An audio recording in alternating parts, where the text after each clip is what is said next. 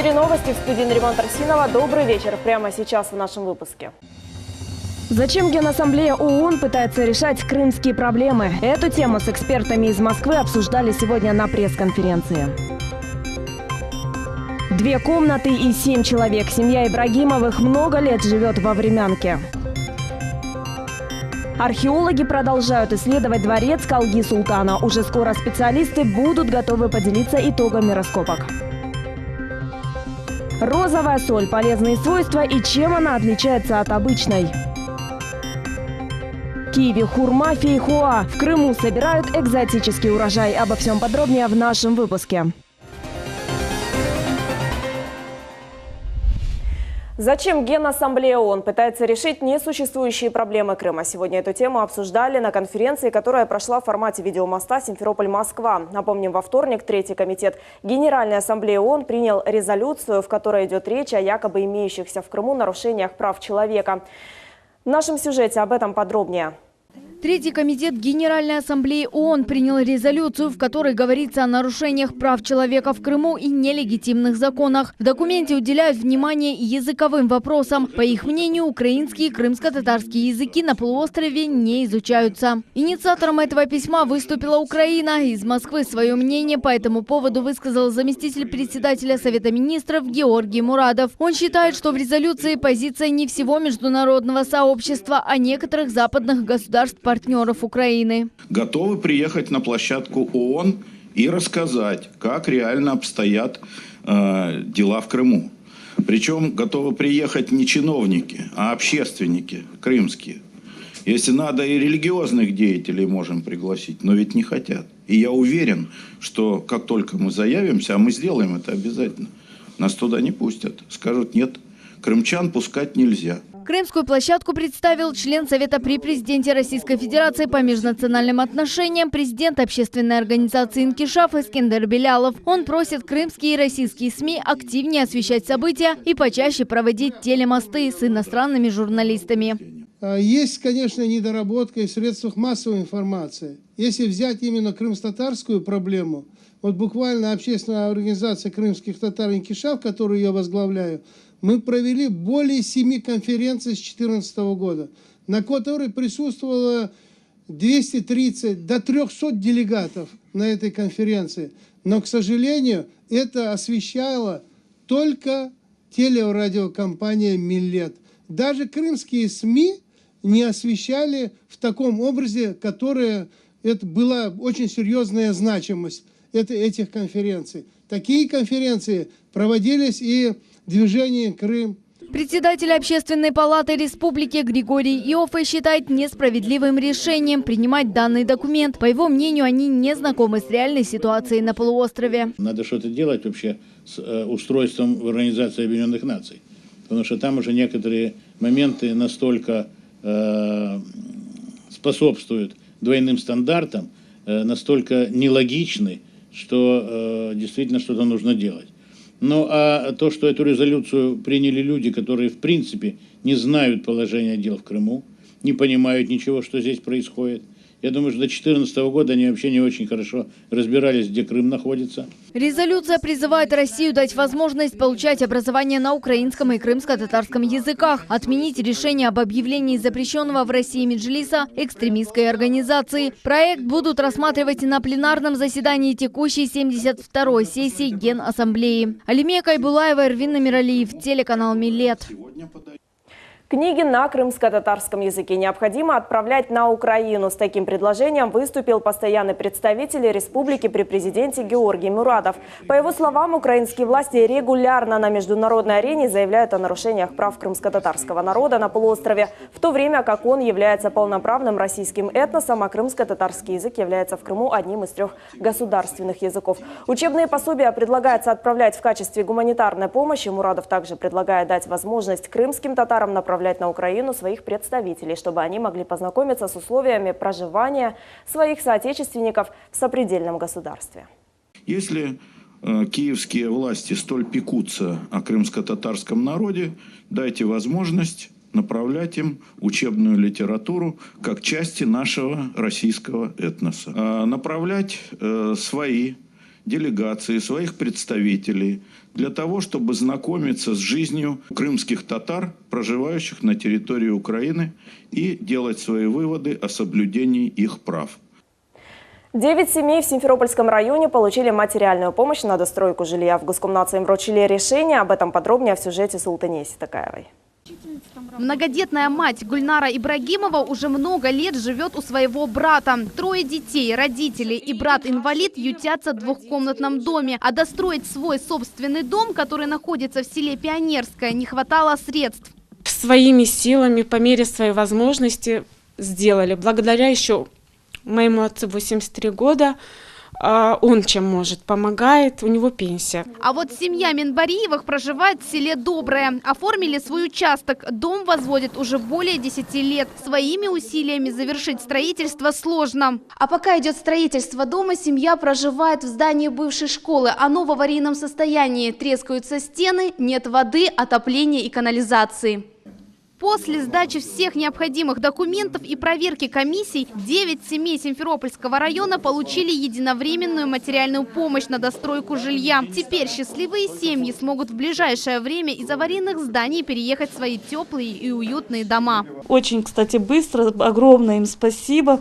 Получили, начислили нам 168 тысяч. Просто сумасшедшая радость у нас. Данная программа по оказанию материальной помощи для реабилитированных граждан реализуется уже 2-й год. На сегодняшний день в Симферопольском районе порядка 50 человек получили возможность достроить свои дома. Мы бы очень хотели бы, чтобы данная программа работала и в 2018 году. На территории района существует около 40 мест компактного проживания. Все они с очень низкой степенью оснащенности как объектами инфраструктуры, так и еще очень много ранее начатого строительства незавершенного.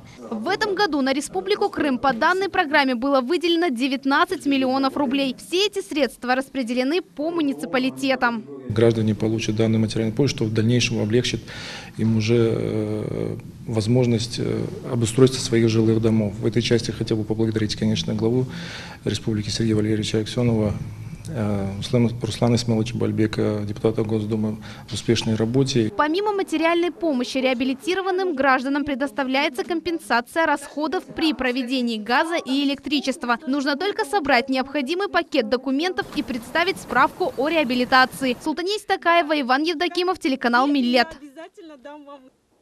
Стрельба в Белогорском районе. Крымская полиция провела проверку по факту ночной стрельбы. Сообщили в пресс-службе МВД. В дежурную часть от местного жителя поступило сообщение о том, что неизвестным были повреждены металлические ворота его дома и припаркованный во дворе автомобиль. При этом заявитель слышал звук, похожий на выстрел. Полиция выяснила, что к стрельбе причастен местный житель. Как объяснил сам виновный, ружье принадлежит не ему. А выстрел он произвел потому, что не умеет обращаться с оружием, и действия его носили непредумышленный характер. Ружье полицейские изъяли. По факту инцидента проводится проверка. Сегодня участковые отмечают свой профессиональный праздник. Отмечается он с 1923 года. Торжественные мероприятия прошли во всех подразделениях органов внутренних дел. Доверие граждан к полиции во многом определяется эффективностью их работы. В системе МВД России служат более 48 тысяч участковых уполномоченных полиции, которые с честью и достоинством выполняют свои служебные обязанности. В МВД России по Белогорскому району большой коллектив участковых возглавляет подполковник полиции Марина Алексюк. В подразделении участковых она единственная женщина, но это не мешает ей справляться со своими служебными обязанностями. Как, наверное, и у любого ребенка с детства всегда была какая-то мечта. Кто-то хотел, там, не знаю, девочки хотели быть, кто-то учителем, кто-то стюардессой. Я не знаю, я почему-то всегда видела себя как-то юристом. Как-то так сложилось, что в 1994 году после окончания школы у нас в Симферополе набирался, первый был набор в Симферопольское училище милиции. И как раз набор происходил и также и девушек, курсанток. Так случилось, что поступила как бы без проблем. И так и началась как бы и карьера. Археологи исследуют территорию дворца Калги-Султана, и в скором времени специалисты уже будут готовы поделиться итогами раскопок, а в дальнейшем это место превратится в достопримечательность. Найденный в начале недели культурный слой средневекового города Калга-Султан активно изучается археологами. Эта территория имеет богатую историю. За время раскопок здесь нашли энное количество артефактов, которые подтверждают наличие на этом месте дворца и мечети Калги-Султана. Место дворца Калги-Султана обрисовывается 25-30 лет. Ничего с этой территорией нельзя было решить, ничего не происходило. Вот, наконец, сейчас, только вот благодаря вмешательству и ученого сообщества, и общественных организаций, и, конечно, благодаря прямому вмешательству депутата Государственной Думы Руслана Исмаиловича Бальбека и главы республики Сергея Валерьевича Аксенова, стали возможны наши исследования.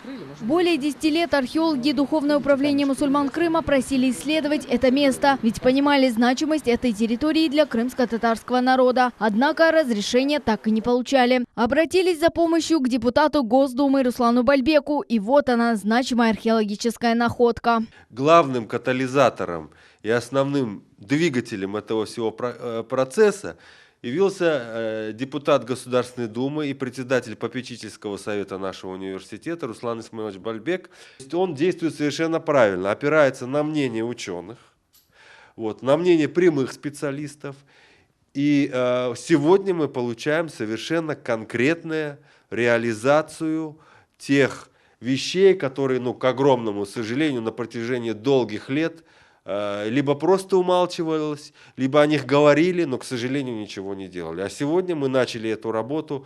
Всего на пустыре, где найдены следы дворца, будет заложено 10 шурфов. Археологи будут работать до 20 ноября. Когда на территории будут четко обозначены границы, будет основание говорить о охранном статусе. Алимия Кайбулаева, Рамиль Хисматуллин, Мухаммед Зикиряев, Ирвин Амиралиев, телеканал Миллет.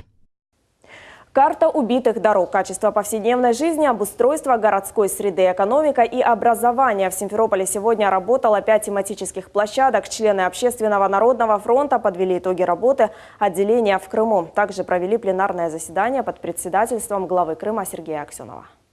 5 тематических площадок. Члены регионального отделения ОНФ в Крыму подводят итоги работы за 2017 год. Самая оживленная дискуссия на площадке «Общество и власть». 17 актуальных вопросов. Общественники делятся итогами мониторинга исполнения майских указов, поручений президента России и взаимодействия с органами власти республики. Участники заседания отметили улучшение транспортной развязки Феодосии возле Полтавского рынка. Создана была ситуация очень сложная для машин, потому что там всегда были заторы.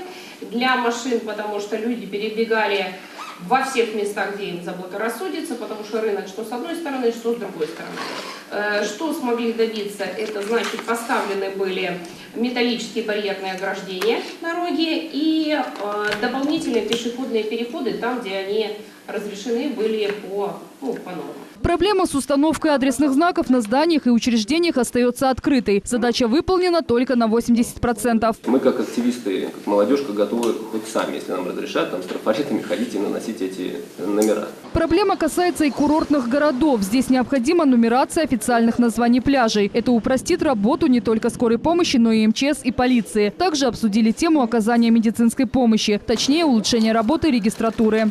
После завершения работы тематических площадок состоялась конференция с участием главы республики, на которой подвели итоги работы общественников за 2017 год и обсудили планы на будущее. В конференции приняли участие также министр курортов и туризма, олимпийский чемпион Рустем Казаков и представители ОНФ. Участники озвучили Сергею Аксенову актуальные вопросы и предложения по их скорейшему решению. Должен быть конструктив, сели, проговорили. Вот мы сейчас с врачами собирались, главврачи больниц, поликлиник. Собралось 20 человек, я говорю, не надо 100-200 человек, это в лекцию все превратится, просто для выработки конкретных предложений.